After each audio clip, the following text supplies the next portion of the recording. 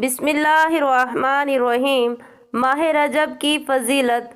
واضح رہے کہ ماہ رجب، شعبان اور رمضان بڑی عظمت اور فضیلت کے حامل ہیں اور بہت سی روایات میں ان کی فضیلت بیان ہوئی ہے، جیسا کہ حضرت محمد صلی اللہ علیہ وسلم کا ارشاد پاک ہے کہ ماہ رجب خدا کے نزدیک بہت زیادہ بزرگی کا حامل ہے۔ کوئی بھی مہینہ حرمت و فضیلت میں اس کا ہم پلہ نہیں، اور اس مہینے میں کافروں سے جنگ و جدال کرنا حرام ہے۔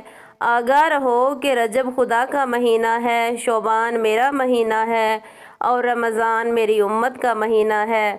رجب میں ایک روزہ رکھنے والے کو خدا کی عظیم خوشنودی حاصل ہوتی ہے، غضب الہی سے دور ہو جاتا ہے اور جہنم کے دروازوں میں سے ایک دروازہ اس پر بند ہو جاتا ہے۔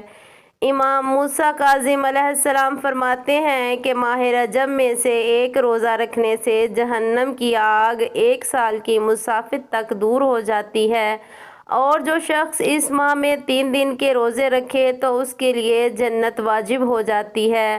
نیز حضرت فرماتے ہیں کہ رجب بہشت میں ایک نہر ہے جس کا پانی دودھ سے زیادہ سفید اور شہد سے زیادہ شیریں ہے، اور جو شخص اس ماہ میں 1 دن کا روزہ رکھے تو وہ اس نہر سے سیراب ہوگا۔